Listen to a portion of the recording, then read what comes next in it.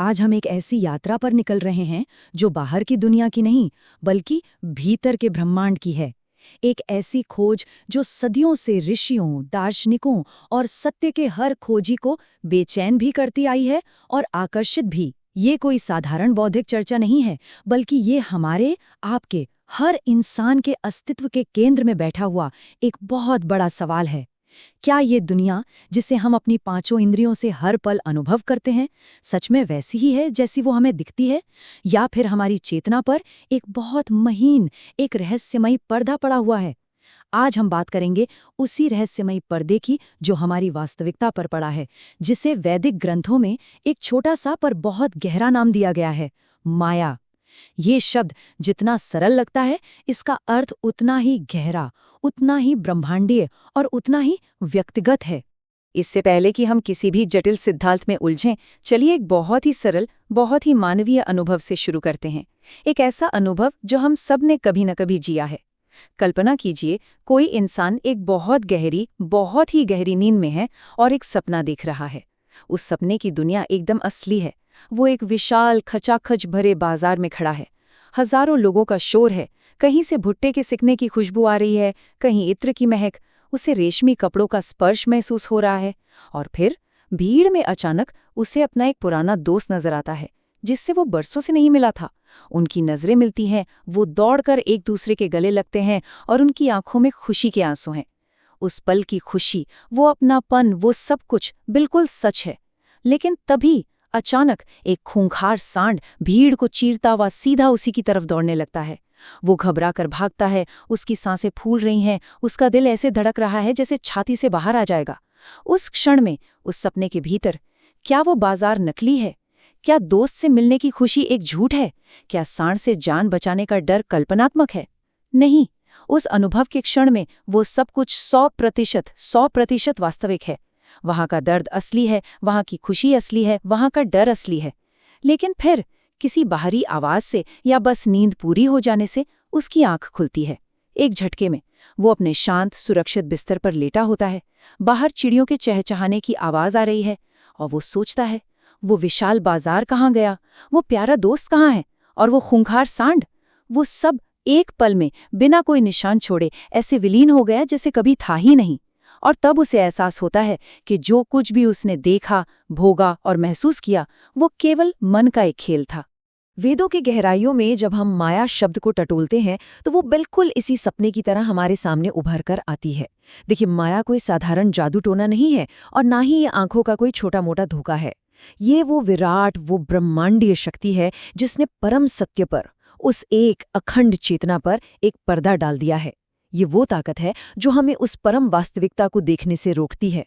ऋग्वेद के बहुत प्राचीन मंत्रों में जब माया का जिक्र आता है, तो इसे एक दैवीय शक्ति के रूप में देखा गया है। इंद्रो मायाभी पुर रूप यते। इसका अर्थ है, वह परम तत्व, वह इंद्र, वह ब्रह्म अपनी माया शक्तियों के माध्यम से ही अनंत रूपों में प्रकट होता है। जरा सोचिए, ये विचार कितना विस्मयकारी है कि जो एक है वो हमें अनेक दिखाई दे रहा है। जिसे हम ये ठोस संसार कहते हैं, ये मजबूत पहाड़, ये बहती नदियां, ये टिमटिमाते तारे, ये लोग, ये रिश्ते, जिसे हम अपनी आंखों से देखते हैं, हाथों से छूते हैं, जिसे हम अपना घर, अपना परिवार और अपना अस्तित्व मानते हैं, वेद कहते हैं कि ये सब उस परम सत्य का एक प्रक्षेपण मात्र है, एक परछाई है। बिल्कुल उसी सपने की तरह जो जागने के क्षण तक पूरी तरह 100% वास्तविक लगता है। तो फिर ये माया काम कैसे करती है? इसका मूल प्रभाव क्या है? वेदों में इसे एक सूत्र में बांधा गया है, अतस्मिन् तद्बुद्धि। इसका सीधा सा मतलब है, जो जो नहीं है उसमें उसका बोध करा देना। जो चीज जैसी नहीं है उसे वैसा ही मानना और महसूस करना। और ये कोई सिर्फ एक दार्शनिक सूत्र नहीं है, ये हमारे हर पल का, हर सांस का अनुभव है। चलिए इसे एक और उदाहरण से समझते हैं। सोचिए, एक तपते हुए रेगिस्तान में कोई प्यासा राही मीलों से चल रहा है। उसका गला कांटा हो चुका है, उम्मीदें दम तोड़ रही हैं। तभी उसे दूर क्षितिज पर पानी का एक चमकता हुआ तालाब दिखाई देता है। उसके मुरझाए शरीर में जैसे जान आ जाती है। वो अपनी बची खुची सारी ताकत लगाकर उस तालाब की ओर दौड़ता है। उसे पानी की ठंडक पहले से ही महसूस होने लगती है। लेकिन जैसे ही वो पास पहुंचता है, उसका दिल टूट जाता है। उसे पता चलता है कि वहां पानी था ही नहीं, वो तो बस गर्मी से चमकती हुई रेत थी। एक मृगतृष्णा, एक मिराज। यही अतस्मिन तद्बुद्धि का सबसे सटीक उदाहरण है। रेत में पानी का बोध हो गया। क्या वो बोध, वो एहसास वास्तविक था? हाँ, बिल्कुल था। पर क्या वहां पानी था? नहीं। हम भी तो ठीक यही कर रहे हैं। हम इस संसार की नश्वर चीजों में, जो आज हैं और कल नहीं रहेंगी, उनमें शाश्वत सुख ढूंढ रहे हैं। हम उन रिश्तों में अमरता खोज रहे हैं जो समय की एक करवट के साथ बदल जाने के लिए बने हैं। माया हमें ये विश्वास दिलाती है कि हम ये शरीर हैं, ये नाम है, ये पद हैं, और वो हमें उस मूल स्रोत से, उस परम चेतना से पूरी तरह भुला देती है जहां से हम आए हैं। वेदों का ज्ञान हमें चेतावनी देता है कि जिसे हम सच मानकर पूरी ताकत से पकड़ रहे हैं, वो असल में बहते पानी पर खींची गई एक लकीर के समान है, जो खींचते ही मिट जाती है। लेकिन यहाँ एक बहुत बड़ा सवाल उठता है। अगर ये सब एक प्रक्षेपण है, एक सपना है, तो ये इतना वास्तविक, इतना ठोस और इतना शक्तिशाली क्यों लगता है? ये माया इतनी प्रबल कैसे है कि बड़े-बड़े ज्ञानी भी इसके प्रभाव में आ जाते हैं? इसे समझने के लिए हमें माया की दोहरी शक्ति के उस जटिल तंत्र को देखना होगा जो एक साथ काम करती हैं। और वो दो शक्तियां हैं, पहले सत्य पर पर्दा डालना, और फिर उस पर्दे पर एक नई, झूठी दुनिया का प्रक्षेपण कर देना। माया की कार्यप्रणाली को अगर समझना है तो हमें उसकी दो सबसे शक्तिशाली और सूक्ष्म शक्तियों को जानना होगा, आवरण और विक्षेप। ये वो दो बेड़ियां हैं जिनसे हम हर पल, हर क्षण बंधे हुए हैं। चलिए इसे भी एक कल्पना से समझते हैं। सोचिए, पहाड़ों की एक खूबसूरत घाटी में कोई यात्री खड़ा है। उसके सामने एक विशाल, भव्य, बर्फ से ढका हिमालय पर्वत खड़ा है। उसकी सुंदरता देखकर वो मंत्रमुग्ध है। पर तभी अचानक एक घना कोहरा उतर आता है, और उस कोहरे के आते ही दो घटनाएं एक साथ घटती हैं। पहली, वो कोहरा सामने खड़े उस विशाल, भव्य पर्वत के वास्तविक स्वरूप को उसकी आंखों से पूरी तरह ओझल कर देता है। वो ये देख ही नहीं पाता कि वहां कोई पर्वत भी खड़ा है। इसे ही वेदों ने आवरण शक्ति कहा है, यानी वो पर्दा जो सत्य को, आत्मा के वास्तविक स्वरूप को, उस परम ब्रह्म को पूरी तरह ढक देता है। लेकिन खेल यहीं खत्म नहीं होता। वो कोहरा सिर्फ सत्य को छुपाता नहीं है, बल्कि उस खालीपन में, उस धुंध में कुछ नया ही खड़ा कर देता है। उस कोहरे की अनिश्चितता में यात्री का मन एक कहानी गढ़ने लगता है। उसे लगता है कि उस धुंध में कोई डरावना भूत खड़ा है, या शायद कोई विशाल बादल जमीन पर उतर आया है। ये जो नया आभास पैदा होता है, ये जो झूठा प्रक्षेपण है, इसे विक्षेप शक्ति कहते हैं। माया हमारे साथ बिल्कुल ठीक यही कर रही है। उसकी आवरण शक्ति ने पहले तो हमारे भीतर छिपे उस ईश्वरत्व को, उस सच्चिदानंद आत्मा को हमसे छुपा लिया है, और फिर उसकी विक्षेप शक्ति ने उस शून्य स्थान पर इस नश्वर शरीर, मन, बुद्धि और अहंकार का एक पूरा महल खड़ा कर दिया है, और हम इसी महल को अपना असली घर मान बैठे हैं। और ये जो प्रक्षेपण है, ये महल जो खड़ा किया गया है, ये रचा कैसे जाता है? इसकी बनावट कैसी है? वेदों में माया को एक ऐसी महान बुनकर के रूप में चित्रित किया गया है जो सिर्फ 3 धागों से इस पूरी सृष्टि के वस्त्र को बुनती है। ये 3 धागे हैं सत्व, रज और तम। ये प्रकृति के 3 मौलिक गुण हैं जो सृष्टि के कण कण में, हर जीव में, हर परिस्थिति में व्याप्त हैं। सत्व गुण प्रकाश, ज्ञान, शांति और पवित्रता का प्रतीक है। जब किसी में ये प्रबल होता है तो मन शांत और एकाग्र होता है, भीतर एक सुकून का एहसास होता है। रजगुण कर्म, गति, वासना और महत्वाकांक्षा का प्रतीक है। जब ये प्रबल होता है तो मन बेचैन रहता है, कुछ पाने की, कुछ करने की तीव्र इच्छा होती है। और तम गुण अंधकार, अज्ञान, आलस्य और जड़ता का प्रतीक है।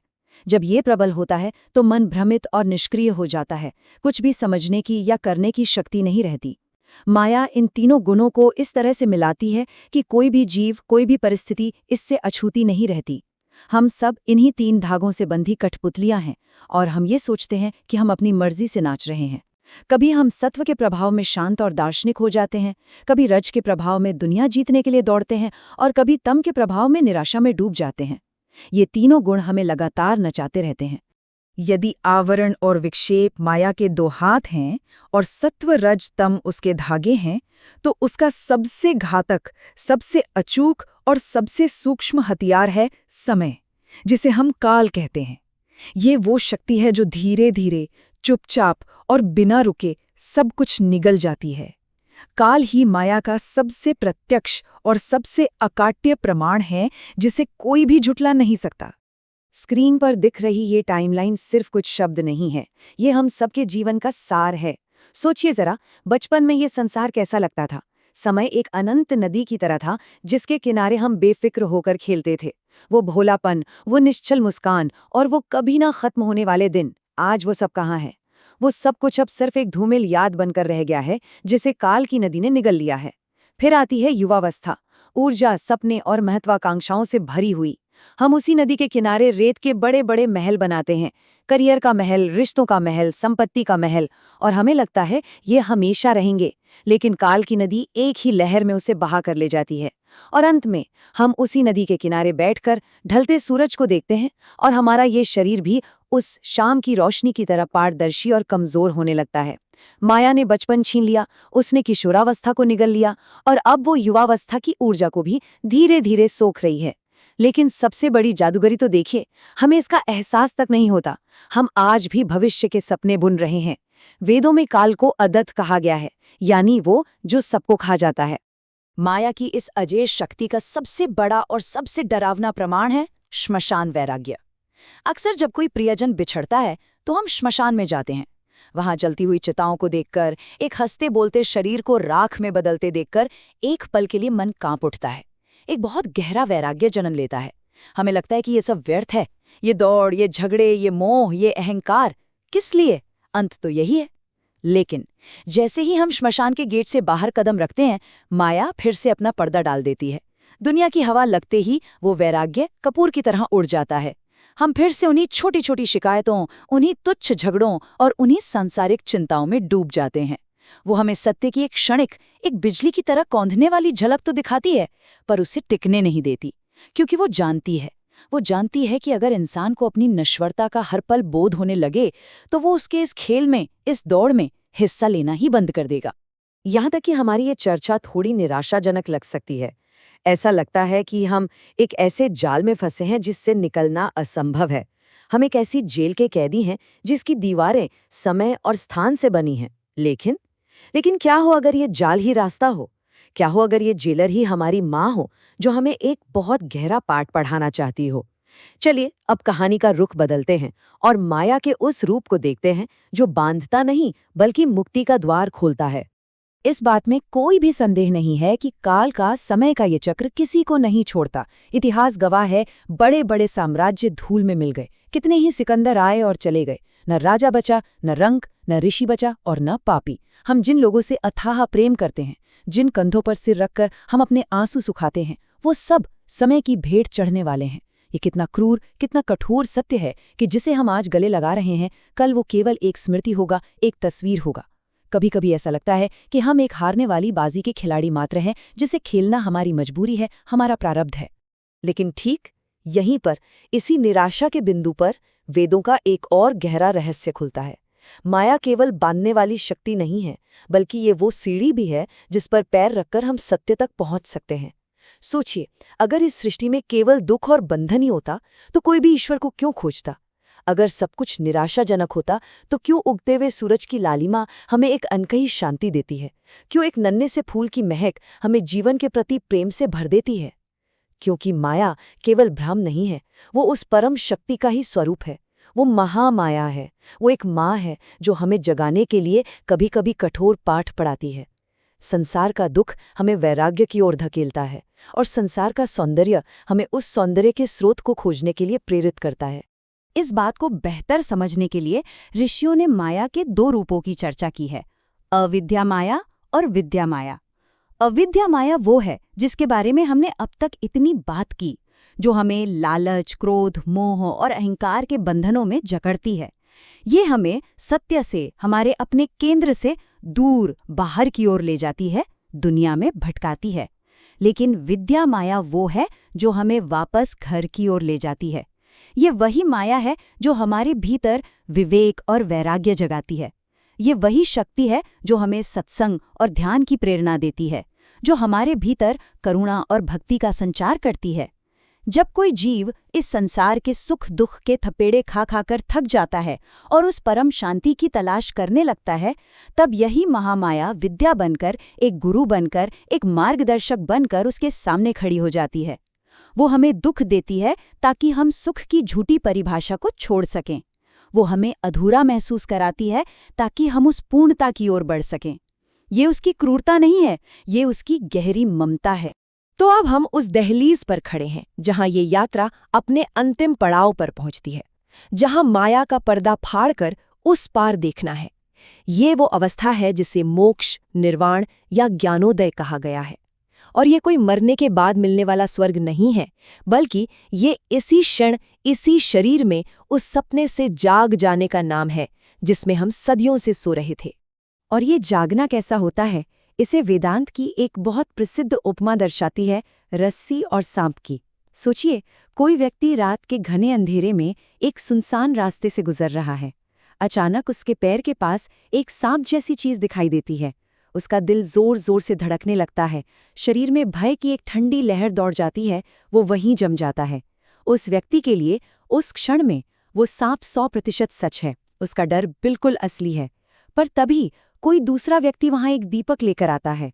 प्रकाश की एक किरण जैसे ही उस वस्तु पर पड़ती है, उसे पता चलता है कि वहां तो कभी सांप था ही नहीं, वो तो केवल एक रस्सी का मामूली टुकड़ा था। बस यही वो क्षण है जिसे वेदों ने ज्ञान कहा है। ज्ञान के उदय होने पर ये संसार, ये दुनिया गायब नहीं हो जाती, बल्कि इस संसार की सत्यता का भ्रम मिट जाता है। जिसे हम सुख, दुख, शत्रु, मित्र, जन्म मृत्यु समझ रहे थे, वो सब उस रस्सी पर प्रक्षेपित सांप की तरह था, जो वहां था ही नहीं। वहां तो केवल वो एक शुद्ध चैतन्य, वो ब्रह्म ही हमेशा से व्याप्त था। जरा इस बोध की कल्पना कीजिए, ये कितना हृदय विदारक और साथ ही कितना आनंदमयी हो सकता है। जिस अहंकार को, जिस मैं को हमने पूरी जिंदगी संजोया, पाला पोसा, जिसकी रक्षा के लिए हमने पूरी दुनिया से युद्ध किया, वो मैं अचानक भाप की तरह उड़ जाता है। इसलिए कहा गया है कि ये कोई प्राप्ति नहीं है, बल्कि ये एक खो देना है। ये उस सीमित मैं का विघटन है जो सारे अलगाव, सारे बंटवारे और सारे भय का असली स्रोत था। और जैसे ही मैं का ये छोटा सा पर्दा हटता है, वहां न कोई जीतने वाला बचता है, न कोई हारने वाला। वहां केवल एक असीम अखंड मौन रह जाता है, जो हजारों संगीतों से भी ज्यादा मधुर है। और उसी मौन में उपनिषदों के महावाक्य गूंजने लगते हैं। अहम ब्रह्मास्मि, मैं ही वो ब्रह्म हूं। तत्त्वमसि, वह ब्रह्म तुम भी हो। माया की ये लंबी यात्रा, जो अज्ञान के अंधेरे से शुरू हुई थी, वो पूर्णता के उस सूर्योदय पर समाप्त होती है, जहां फिर कभी सूर्यास्त नहीं होता। जिस माया को हम बंधन समझ रहे थे, वही हमारी माँ बनकर हमें सत्य की गोद में पहुंचा देती है। वेद आज भी हमें पुकार रहे हैं, उत्तिष्ठ जागृत प्राप्य वराने बोधत। उठो, जागो और तब तक मत रुको जब तक उस परम सत्य को न पालो। इस समझ के साथ माया का पर्दा गिर रहा है। लेकिन सवाल ये है कि क्या असली यात्रा, इस जागृत अवस्था में जीने की यात्रा, तो अब शुरू हो रही है?